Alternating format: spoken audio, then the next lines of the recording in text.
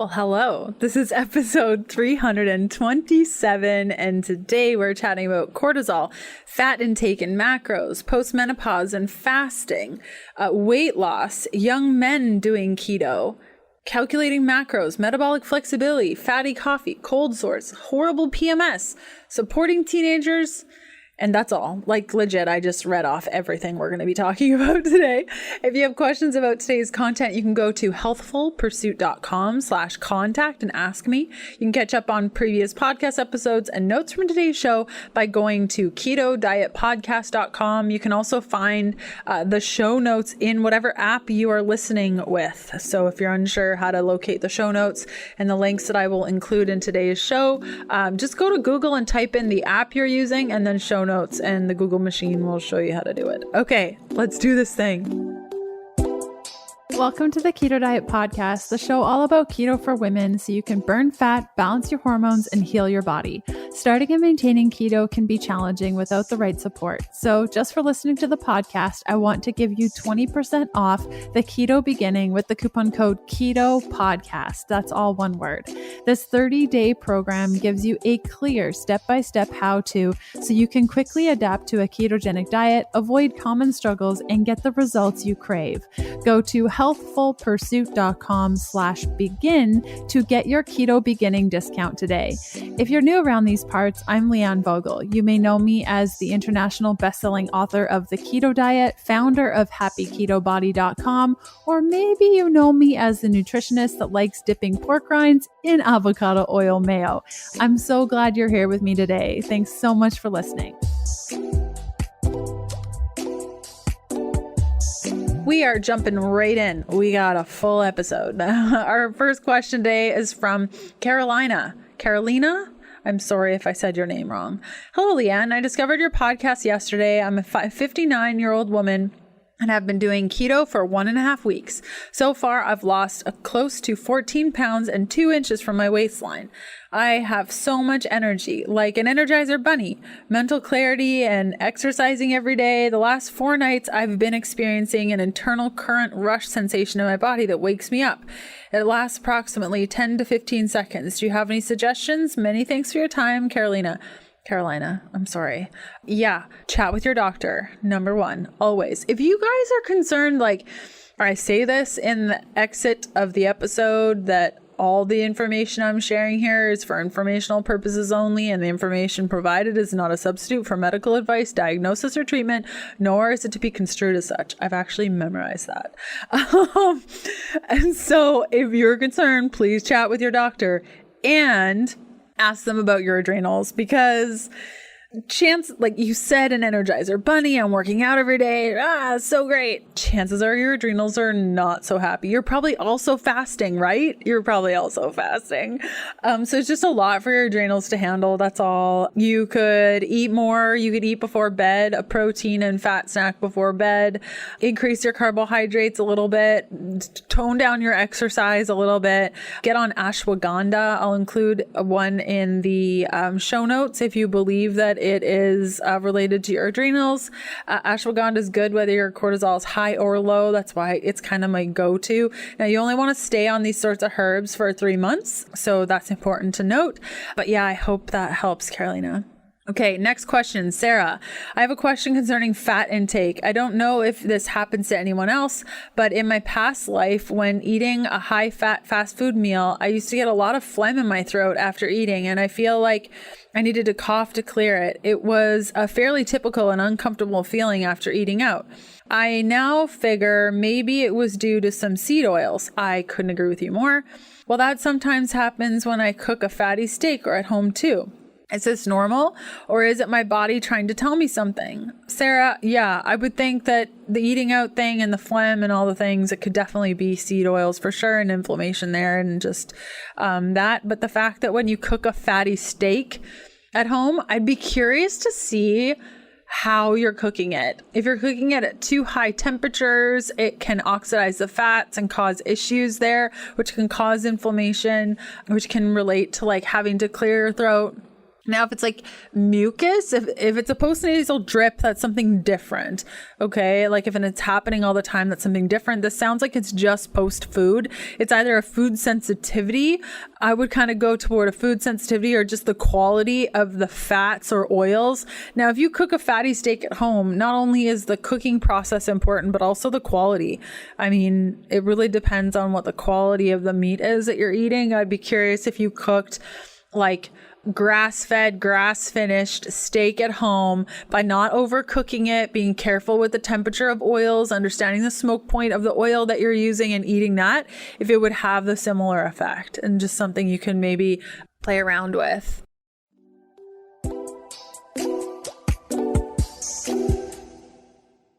Hemp hearts. Let's first talk about why they are so unique in a class of nuts and seeds. Well, they're actually considered a seed, and how they make the perfect addition to your diet.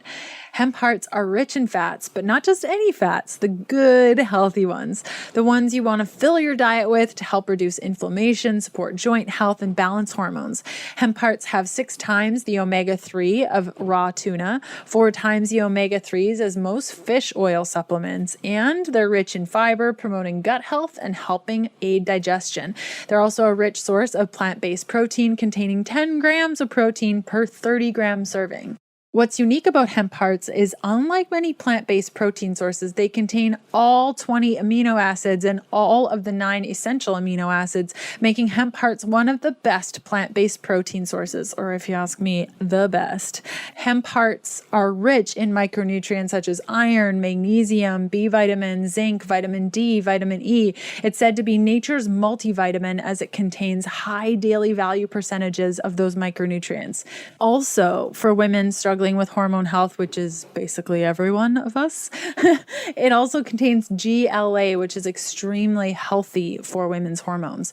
You can go to eatonhemp.com/keto diet. Use the code Keto Diet, all in caps, for 25% off.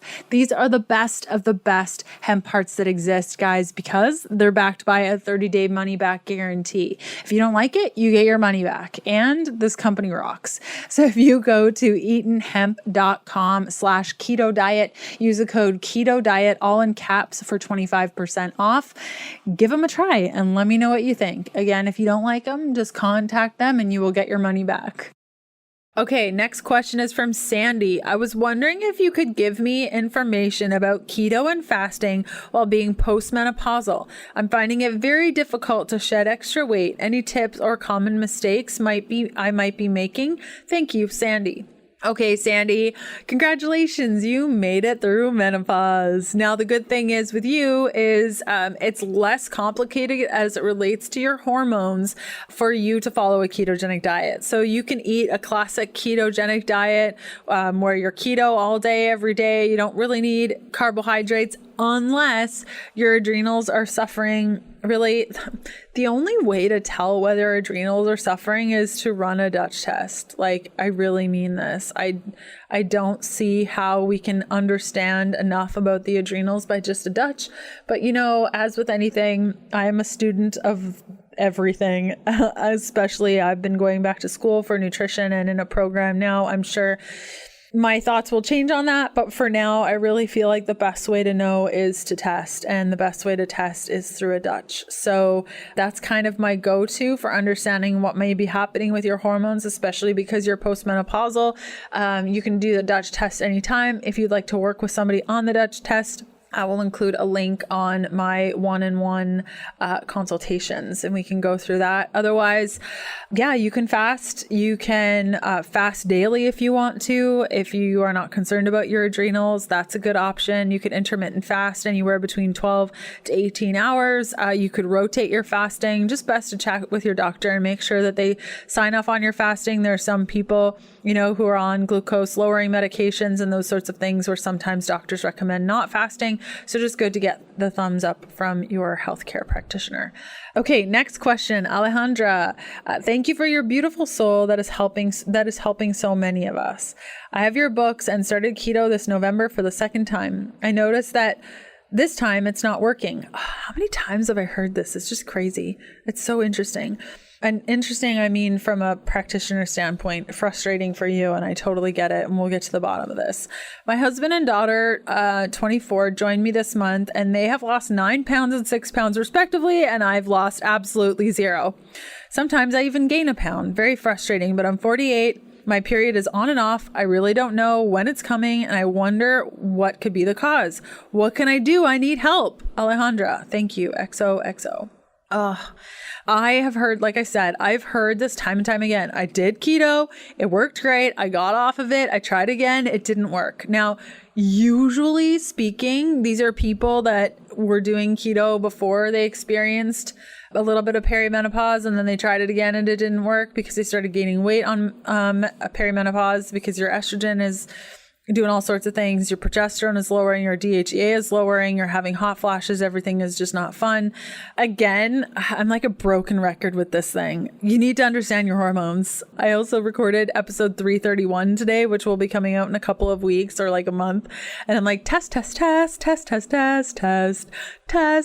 All the testing. You got to know what's happening in your body, and it's best to test and not guess to really understand what's happening here. Like, it should be possible, okay, that if your hormones are balanced and there's nothing like out crazy estrogen high dominant situation, that you should lose weight on a ketogenic diet. If you're not, 9 times out of 10, it's hormonal, and 9 times out of those, it's sourced in the gut. Okay. So that's why I always recommend the 3 tests, which is blood chemistry, understanding that, using that as a basis, and then understanding whether or not to test for GI or Dutch or something else, just to kind of get to the bottom of things. But I would say, based on the fact that you did keto at work, this time it's not. And the only thing that's different is that now you're experiencing perimenopause.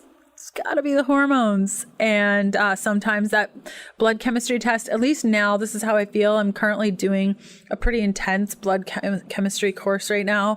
I feel like you still need the Dutch, even though blood chemistry is so incredibly powerful. But that could change. Let's talk in a couple months. But for right now, understanding your blood labs, asking your doctor for those labs, and then doing a Dutch will be helpful to understanding exactly what's happening there.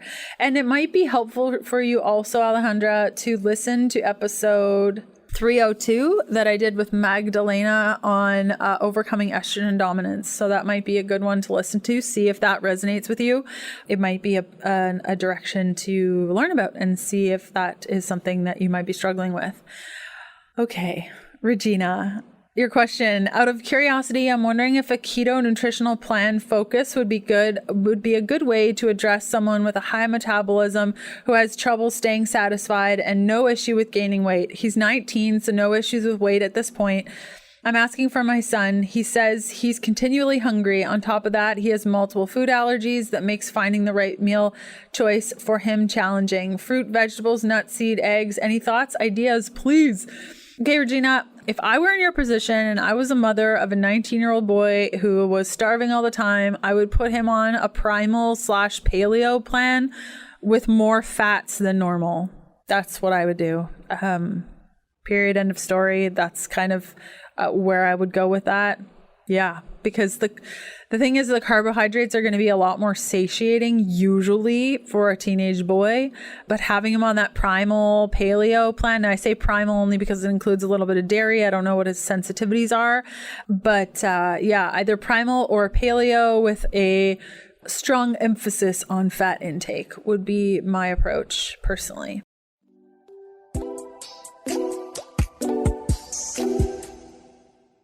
There aren't many treats my husband Kevin likes, so when we found keto bars and he dug right in, I was a very happy wife. Chocolate, almonds, erythritol, stevia, and either peppermint oil, strawberries, peanut butter, or coconut complete these bars. Yes, that is it. It's like a little cake in a package without all the extra garbage ingredients found in a lot of those quote-unquote keto-friendly treats. Bonus, they're gluten-free, dairy-free, no added fiber for those that are sensitive, and They do not melt in the heat like other bars of their kind. Woohoo! You can use the code KDP20 by going to ketobars.com/KDP20 to get 20% off everything Keto Bars. Try each flavor. Mint chocolate is Kevin's personal favorite as it hits his sweet tooth just right. Again, that's ketobars.com/KDP20 and use the code KDP20 for 20% off. Okay, next question is from Megan. Wow, I'm like zooming through these questions. I just recorded, like I said, episode 331, and it was like an hour of like intense questions. So gotta have some balance, I suppose. Okay, a question is from Megan. Hi, Leanne. I've got your book, Keto for Women, and I listened to your podcast. Thanks so much for all the goods. Wondering about calculating macros later in our keto journey. I've been doing keto for 3 years. I did paleo before that for 4 years, and I recently ditched the fatty coffee in the AM and just have plain coffee as I seem to be gaining weight and experiencing inflammation. I'm doing real fasting, non-caloric now, and it's been better. But how much should I be aiming for with my macros? Megan, you said so many good things. I love that you ditched the fatty coffee. If people are like, what? Leanne just said, don't drink a rocket fuel latte. Don't drink a fatty coffee.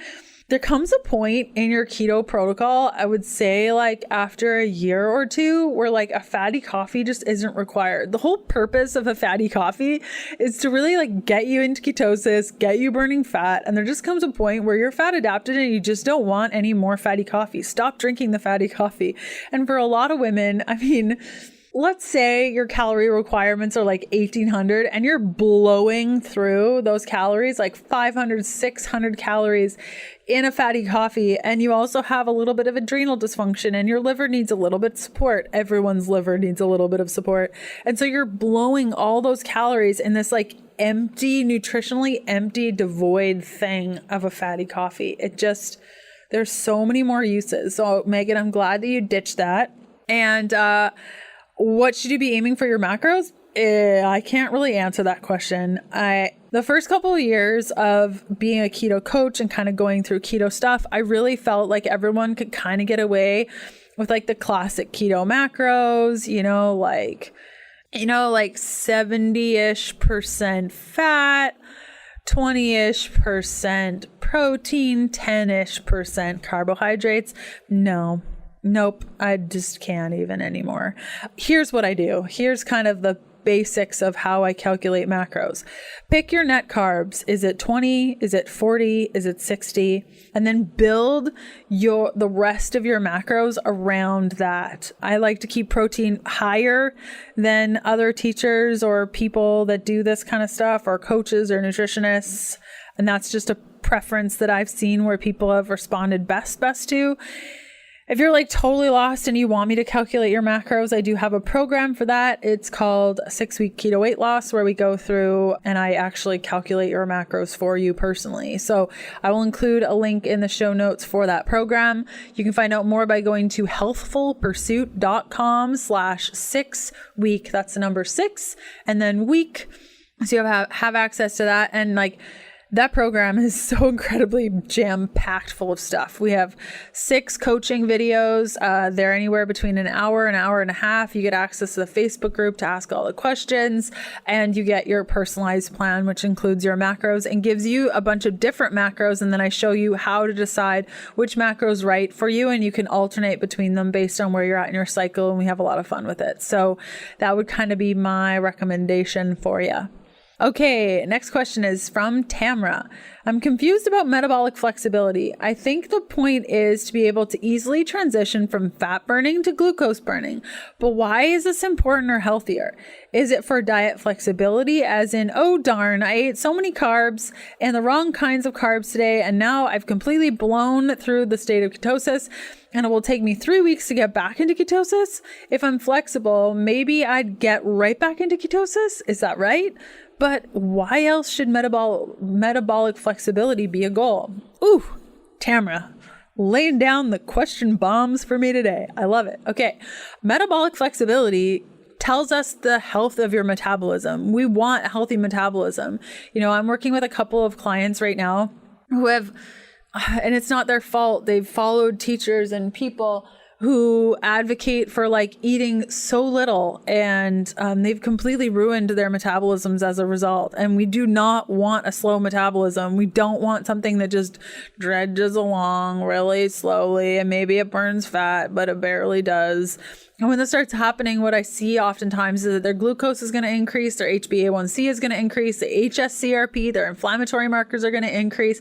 They're just highly inflamed and not using the nutrients that they even provide. So we want metabolic health, we want metabolic flexibility, and ideally, in a healthy metabolism, we're having a little bit of carbs, we're having a little bit of fat, we're having protein, all is good. We're going from fat burning to burning some glucose, and we can just have that adaptation. We're nimble. Think of like, I don't know, like a ninja. Like we can just do whatever, and our bodies are just so great. That's kind of what we're going toward. Okay. So it's more just, it's not like, oops, I ate too many carbs. Good thing I'm metabolically flexible, but I'm coming up with a program that works well for you. Now, the thing is, and there are so many people that would disagree with me, like so many carnivore people, actually all of them would disagree when I say I feel like plants have a place in people's lives.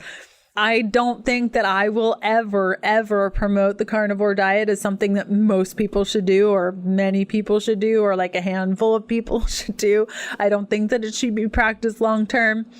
Based on the clientele that I have, based on the listeners on the show, we need plants. We need nutrients. If you are not sensitive to oxalates, if you do not need to avoid FODMAPs, if you do not need to restrict certain lectins, why are you doing it? It just can't even. So if we are trying to set up a nutrient dense protocol for us that is going to include plants, it's going to therefore include carbs, and therefore you're going to be eating more carbs. And so it's nice to have that metabolic flexibility. I like to think of it as when you first start your ketogenic diet, you are a very heavy brick on the side of a wall, or like on the side of the road. And like to move that brick, it is hard. Like you are trying to get into ketosis, and it is like trying to move a 5,000 pound brick across the road. But then as you become more and more fat adapted, and your metabolism is gaining flexibility and it's healing, and those ketones are so incredibly healing, they're pumping through your body, things are happening, tissues are healing, mitochondria are being turned on. You become light as a feather. You can go from glucose to fat to glucose to fat. That's our goal for metabolic health. We talked about this a bit in episode 241 on how your metabolism works, so you can check out that. Then episode 261 on your metabolism and blood sugar. Then episode 275, we talked about metabolic health, weight, insulin, and fatigue. And then again, I mean, we talked so much about metabolism. Episode 279, mastering your metabolism. Then episode 292, metabolic breakdown and your perfect diet. And I've also had Lauren Wise on the show to chat about metabolic health. I don't know if I shared that one with you yet, but I'll share it again. Episode 275 was that one. So those are some episodes to check out if you're interested in learning more about metabolic health.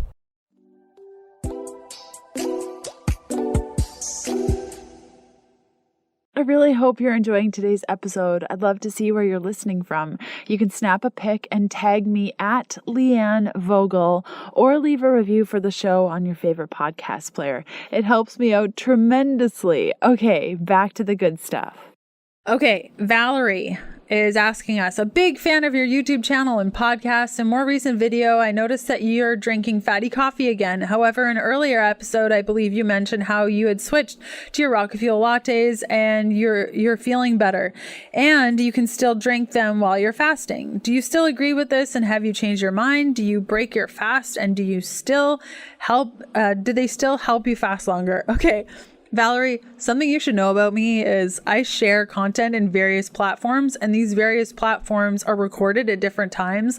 Like, for example, this is episode 327, which is going live on August 8th. I'm currently recording it July 13th, but I also just recorded episode 343, which is going live November 14th. Okay, so the information that I share online isn't always what I'm personally doing up to date in that moment. So I think it's really important to understand, like right now, personally, right now for me, and this day, which is July 13th that I'm recording this episode, I'm not currently following a strict ketogenic protocol. I'm not eating keto, basically.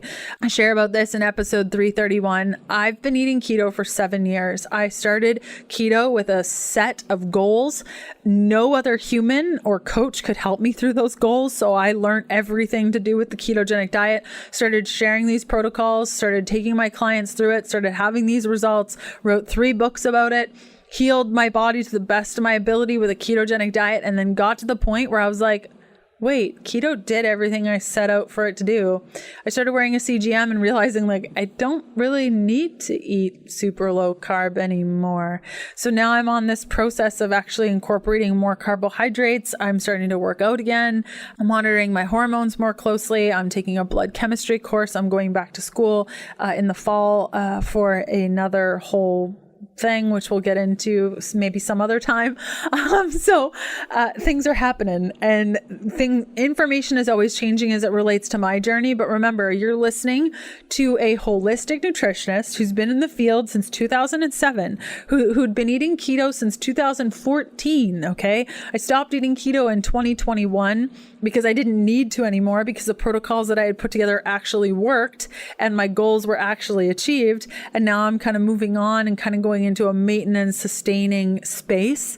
So your protocol is going to be different than my protocol. Where do I think fatty coffees fit in? We talked about this a little bit earlier.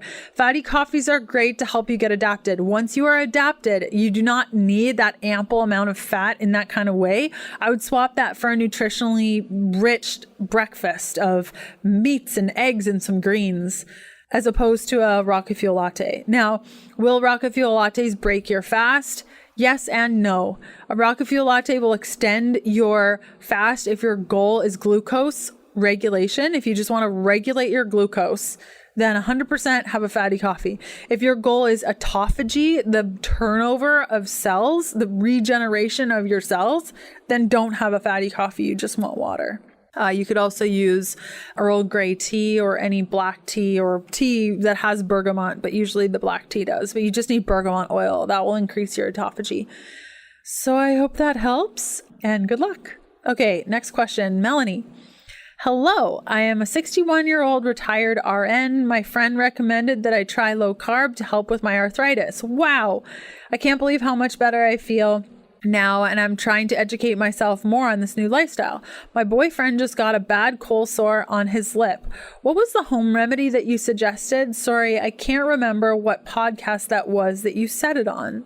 I don't remember either, but I don't remember how I shared that, where I shared that, anything. So let's go through a couple of reasons why you could be having a cold, or your boyfriend could be having a cold sore, and what's going on with all of that.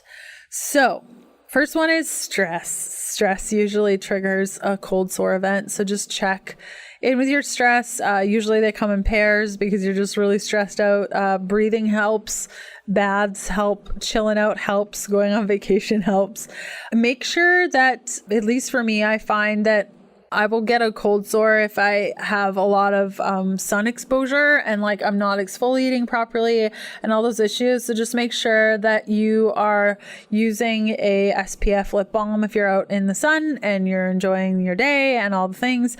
I highly recommend, guys, like we talk about estrogen dominance a bunch on the show and just hormones in general.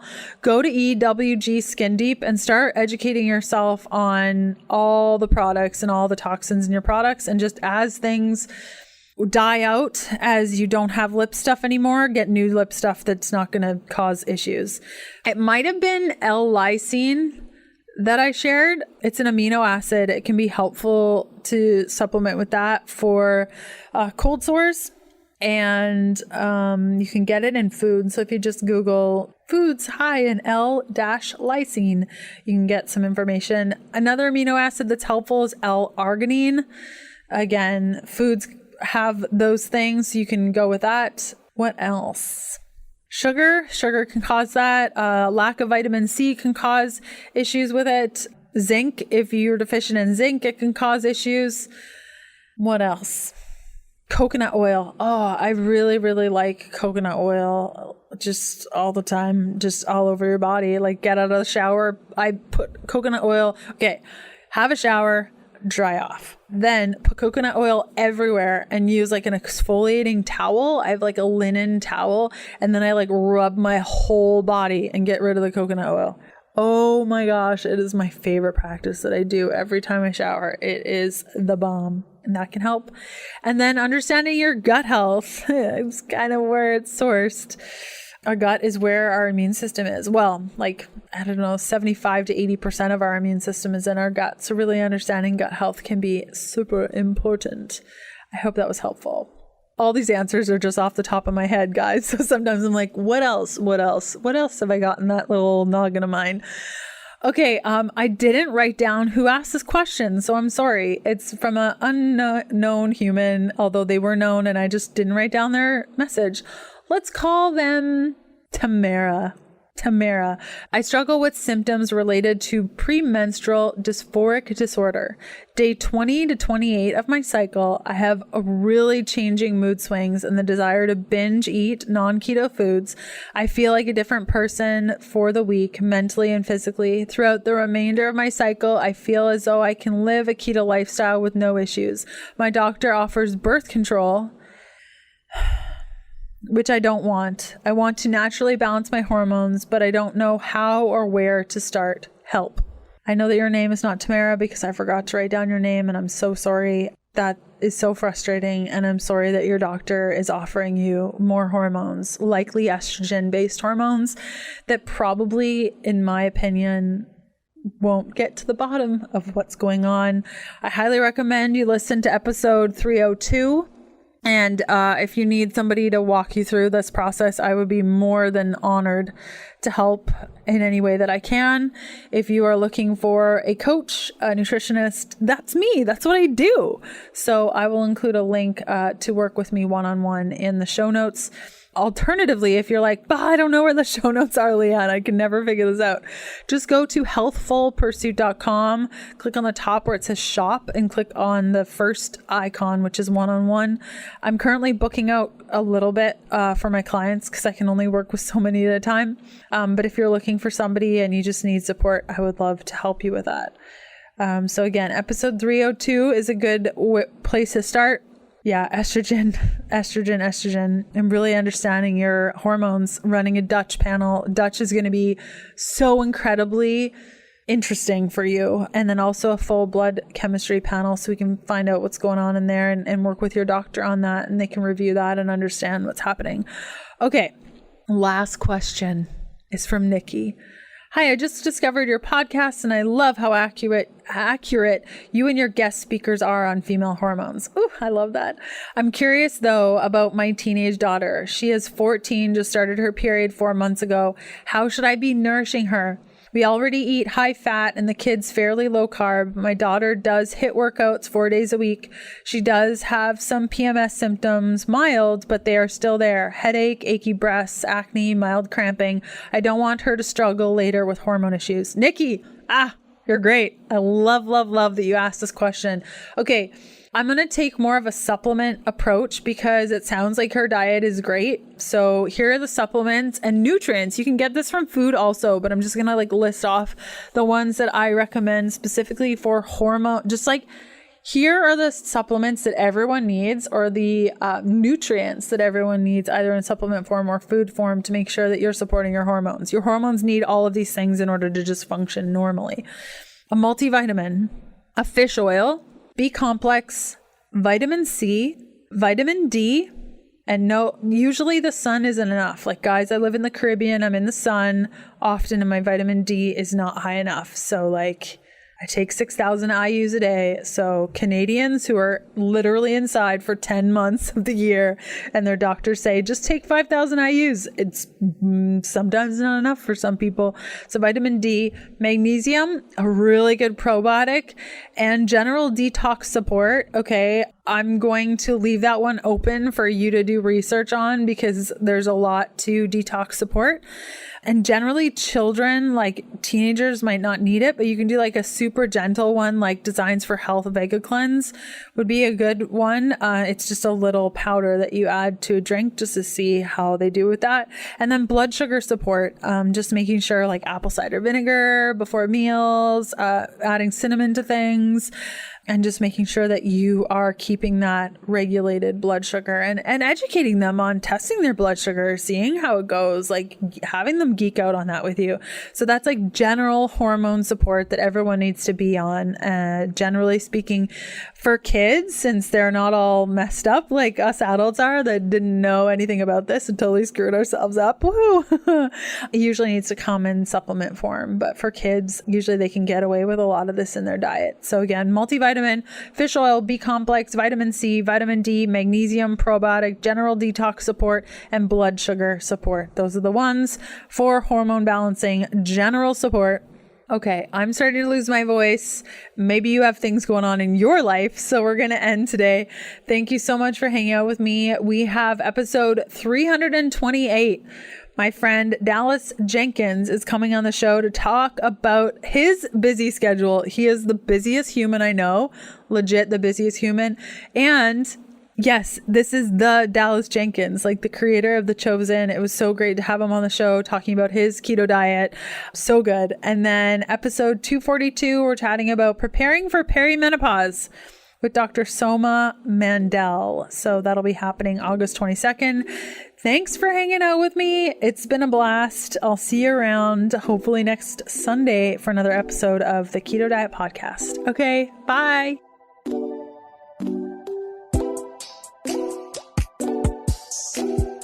Thanks for listening to the Keto Diet Podcast. Join us again in a couple of days to discover more Keto for Women secrets for your fat-fueled life. Music for the Keto Diet Podcast provided by Yechi. Follow Jacob on Instagram at Yechi_official and on Spotify as Yechi. That's YECHI. The Keto Diet Podcast, including show notes and links, provides information in respect to healthy living, recipes, nutrition, and diet, and is intended for informational purposes only.